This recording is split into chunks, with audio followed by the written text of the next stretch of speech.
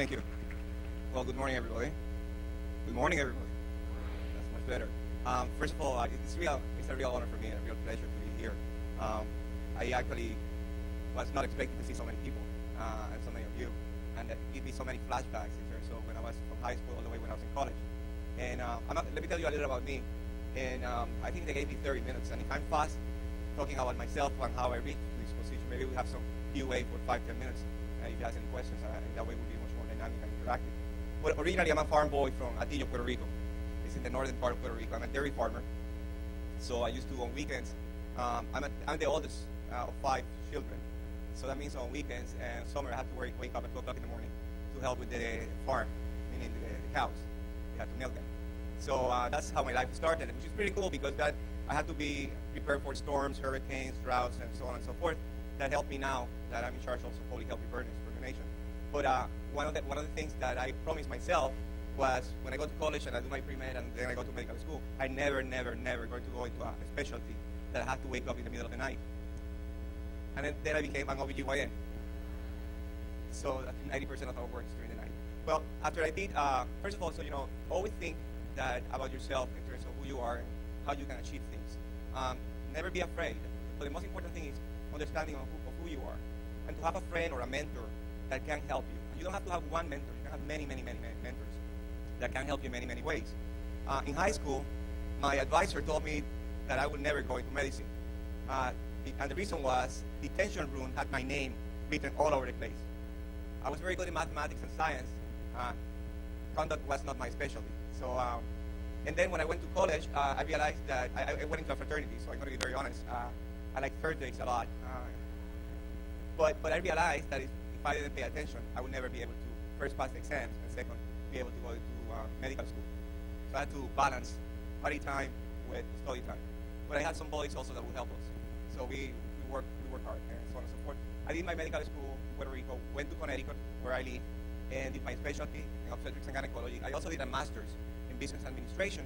And the purpose of the master was because I thought that, yes, as a doctor I can help one person or a lot of persons in one day, but I would not be able to help the entire community. And I thought that I needed to understand better how to work communities. And there's many opportunities to do that. You can do a master's in public health or public administration, or you don't have to do that. You just to work. But I thought I wanted also to be able to manage better if I was going to be a leader.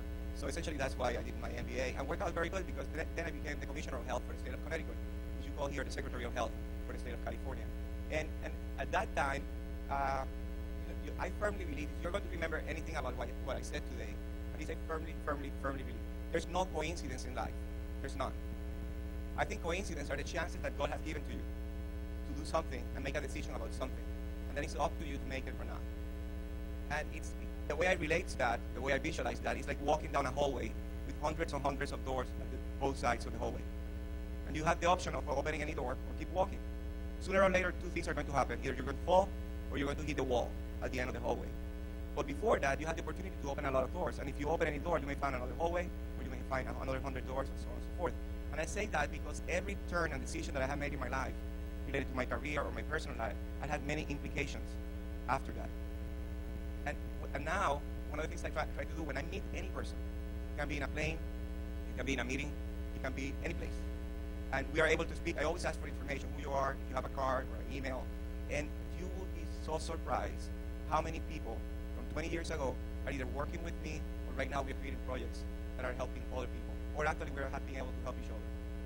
And one of the things we fail when in college, high school, and early part of your life is to realize that those are the doors, those are the people that may have helped you essentially accelerate or amplify your future. So think about that because I think it's extremely important.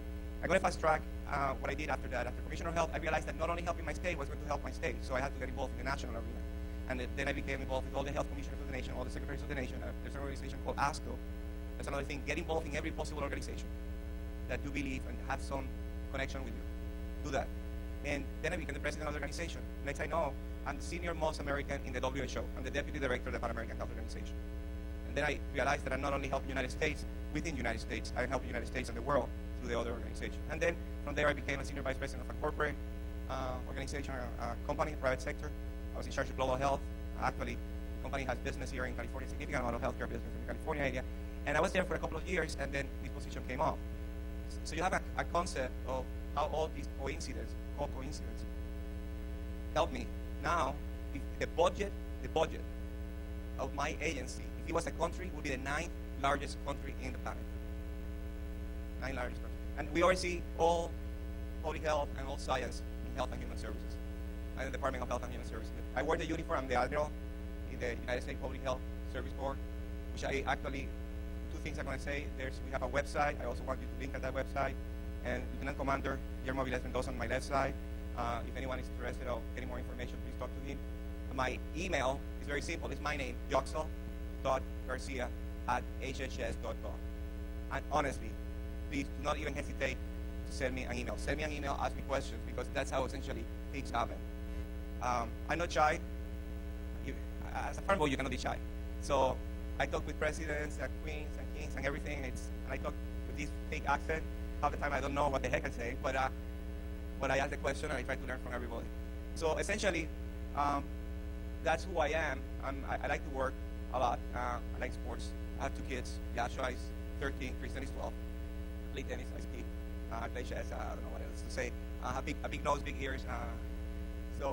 But I think I still have 15 minutes. So one thing I'm going to say before I ask you to ask me questions is the panel of people that are being, like Admiral Robinson that is talking after me, he's a superstar.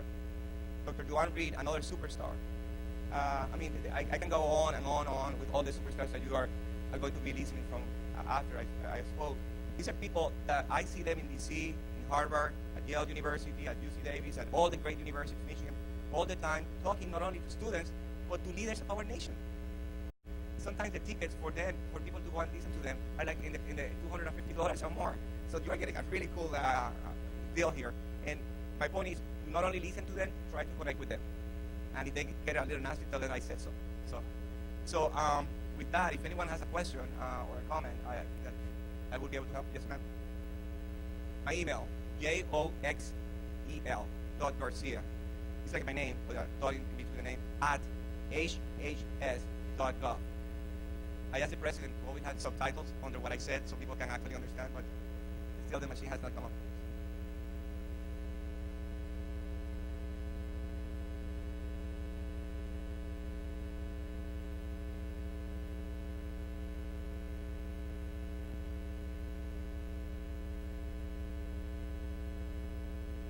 Excellent question. He's asking in terms of the biggest obstacle to go to medical school and biggest obstacle with medical school when I start, correct? First of all, before going to medical school, it's a big competition. You go through the matching program, so on and so forth. So you have to have the grades, you have to have the exams. The other thing is when you go to the interview, be yourself. The interview is sometimes the biggest handicap that you have when you're going to go into medical school. But if you're yourself and you have a very diverse life before that, meaning that you do many things, that's going to help you. In medical school, it's a structure. Medical school is very high pressure system. And sadly to say, it's not like a body system. It's not like a fraternity. Oh, you're doing poorly. Oh, I will help you. No. It's essentially competition. So it's important that you understand your value system and also understand you yourself. First year is tough as hell. I mean, it's not that you have 4 classes to study. It's that you have 8 classes to study and a lot of things. But it's doable. I did it. And I'm the senior most doctor in the nation, so you know. The Surgeon General works for me. So you know. United States Surgeon General. So if this idiot did it, anyone can do it. So, but it's hard work, and it's balanced, what you do. Keep your mind always flowing, meaning that you not only do it, studies, you have to also be able to, relax. Because if you don't relax, then depression takes you. But it's very doable, very doable.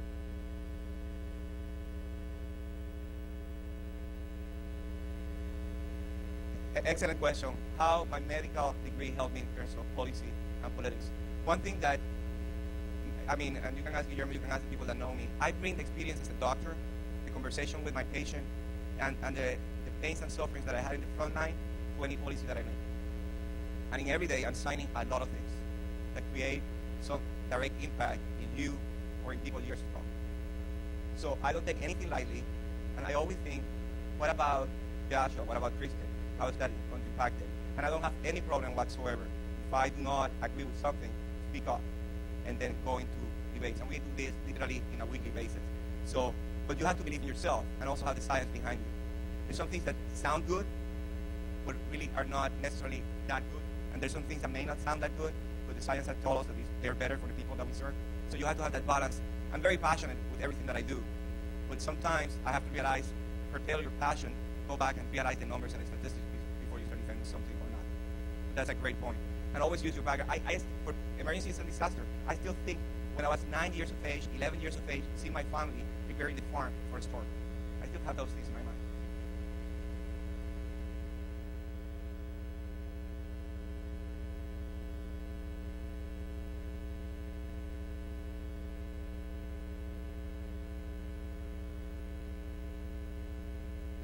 Well, the question is in terms of foreign medical graduates, United States medical graduates.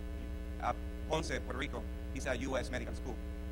I don't want to use the word stigma in between a foreign medical school, but it has to do in terms of the quality. We have some great schools that are foreign medical schools, and we have our American schools that in general they're excellent. So, but also we have had many cases that the schools from abroad are not at the same standards. But I always think for here first. And if that doesn't happen, there's different pathways to go to medical school. And think of those before you commit yourself to go to another country, which if they have a great medical school, that's fine, but that may handicap you when you come back. We have one thing that you have to understand. We have 50 states and 6 territories. Our medical license is 56 licenses. You have 50 states with each one of them have their own license, and you have 6 territories with their own license, which is very different from the rest of the other countries.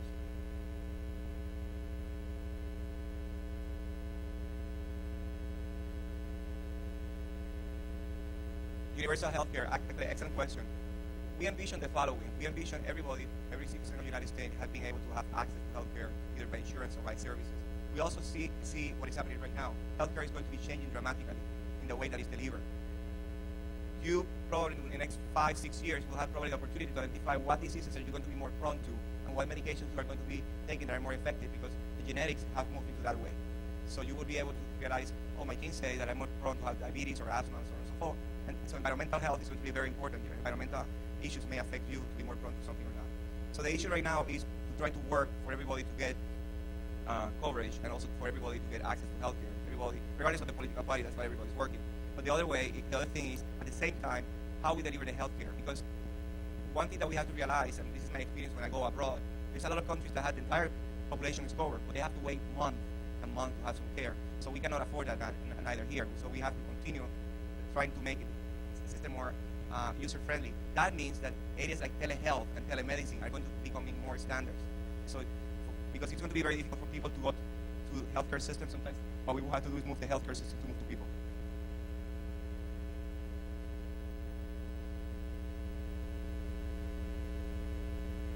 That's an excellent question, and I was typing back and forth. That's a policy question that the governor has something, and I'm in Washington. I cannot comment on that one. But excellent question. You see, that's just by that, I know that you're interested in policy. And one thing that I would tell all students here: read the newspapers or check the internet from time to time. Do not allow yourself to be formed, your mind to be formed by comments of one individual or one newspaper. Balance yourself. Be complete. But start now. Don't wait for someone to tell you what's happening, because it's going to help you the decision how and what specialty you're going to go. If you're going to medicine, and there's things beyond medicine as well. So the healthcare is so diverse that we need to go. And one thing that is important, and you're in a unique position. The baby boomers, you have heard about the baby boomers. The baby boomers are retiring within these 10 years. So that means that we need to replace the baby boomers. Now, think of the following. We are only going to be able to replace 1 in 4 to 1 in 8. And that also goes to medicine. Right now, we will need a lot of physicians. 1/4 of all physicians in the United States are over 55 years of age. 1/4 of them. So that's a very, very, very important number for you to have in mind.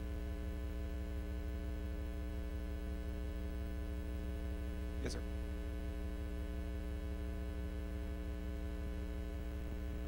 Okay, the question is, I already had a statement, medical school is a high-pressure system. How I deal with the stress?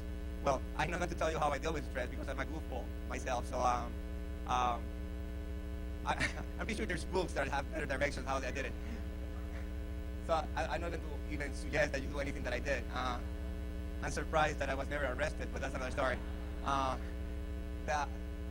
I think that you have to know yourself, and I have good friends, and we were able. And remember, I was in a fraternity. I got involved in involvements in things related to the communities and research as well. But I needed time for music. I'm from Puerto Rico. I dance like crazy, so I needed to party on Fridays. College party days is Thursday for me, and then in medical school it was Friday. But I knew that the time for exams, I had 2 weeks of being a good Catholic. So that's a good thing of being a Catholic. You have always Saturdays for confession. So I start again. I'm lucky. So, but I think that's the part of knowing who you are, and never allow anyone else to tell you who you are. I was told by my advisor in high school, she suggested I should be an engineer because she thought that I needed much more structure, and she thought because I knew numbers that maybe the people with numbers would force me to be much more structured.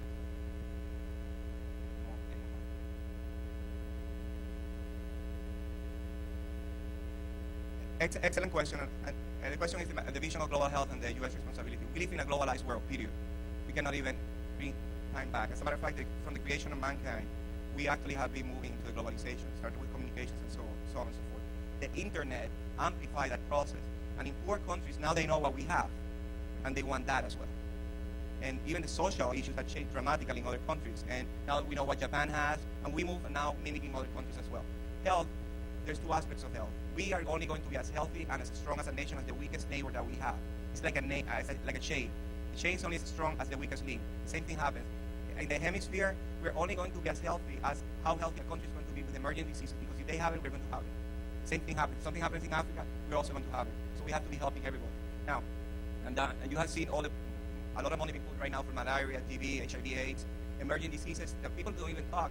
But 77% of all children in the world, 77% of all of them die from diarrhea related to waterborne diseases. So, and vaccines and water, clean water, is what has made us live now. The average life expectancy in the United States, 77 to 78 years of age. For women in the audience, if you hit 60 years of age and you're healthy, you're probably going to live to 100 years. For men, if you're sick and you're healthy at 60 years of age, still you're going to die when you're 77. But the other aspect to that question is we have right now know that HIV, the way that we're working in Africa, and is actually there's some best practice there that we have to bring it back here. So that's a very good question. One last question. Pardon me? I'm not a rich person when I was a student or nothing like that. So it was scholarship, the loans, a lot of student loans, but what I thought at that time was make sure student loans that I have is for my tuition, my room. I have friends that got student loans and they pay their car, their stereo systems, and so on and so forth. And that's a big mistake. I'm telling you, I had to finance that with banks, and it took me a long time to pay them. So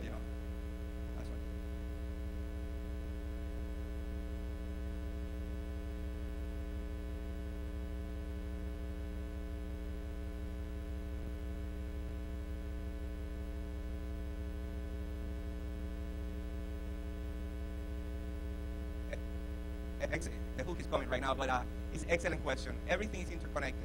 Nothing works as a silo in society anymore. Silos are crumbling down. That's why you see the financial crisis and the energy crisis. The system became too greedy, and they thought only about the reserve and not the interconnection. And that's why we're having the bailout. Going back to the question in the audience per se. We cannot think that everything has to be a doctor. That doesn't work anymore, neither. And it cannot be only surgeons and primary care. That doesn't work anymore. We have to look at many, many, many alternatives. Points of entry all the way to delivery of care to the elderly. If you look at the curve of our population, fastest growing segment of our population, the elderly. When you look at in 2042, minorities are going to be majorities in the country. And when you look at the numbers, Asian Americans are the fastest growing in the United States percentage-wise.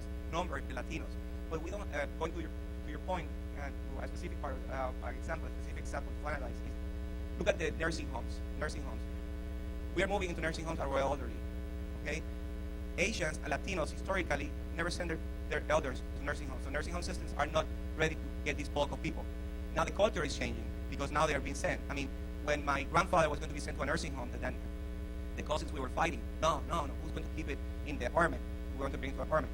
Joshua is 13, Christian is 12. They're already signed me for a nursing home. So things change. The point is, we have to adapt to our culture and our society. Medicine cannot be just the classical medicine, naturopath, natural science, the entire notion of balance, bioequivalence, genetics. There's so many things happening, and that's a beautiful question because that shows that you're thinking from the macro perspective as well as you're going to be working in the micro.